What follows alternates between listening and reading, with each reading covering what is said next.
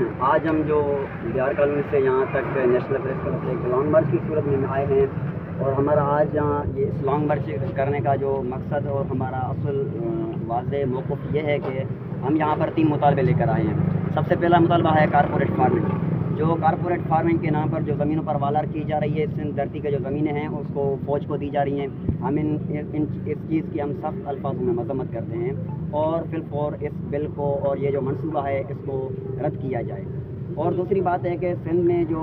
قومی کارکن ہیں ان کو جبری طور پر گمشد کیا جا رہا ہے، ان کو گم کیا جا رہا ہے، گھروں سے ان کو اٹھا کے یونیورسٹیز کے ہاسٹلوں سے کالجوں سے ان کو اٹھا کے لے کیے جا رہے ہیں، تو یہ کہاں کا قانون ہے؟ تو ہم اس بات کی بھی سخت الفاظوں میں مذمت کرتے ہیں، اور اعلیٰ ایوانوں میں بیٹھے جو ہیں ہمارے رہنما جو ہیں ہم ان سے یہی مطالبہ کرتے ہیں کہ برائے مہربانی ہمارے یہ جو قومی کارکن ہیں اور اسٹوڈنٹس ہیں ان کو جبری طور پر گمشد نہیں کیا جائے۔ تیسری نمبر بات ہے سندھ وغیرہ کے اوپر غیر فطری جو کینال نکالے جا رہے ہیں، ہم ان کی بھی سخت الفاظوں میں مذمت کرتے ہیں، اور یہ جو ایک جھوٹا سا نوٹیفیکیشن نکلا ہے کہ بھائی ہم نے یہ کینال کینسل کیے ہیں، یہ دراصل یہ کینال کینسل نہیں کیے گئے ہیں۔ آپ دیکھو جو ہے دادو ہے، جو سانگڑ ہے، ادھر ہماری زمینیں جو ہیں وہ غیر آباد پڑی ہیں۔ ہم اس کو ایک منصوبہ نہیں سمجھتے ہیں، دراصل یہ ایک ہمارے لیے ایک سندھی قوم کے لیے ڈیتھ وارنٹ ہے،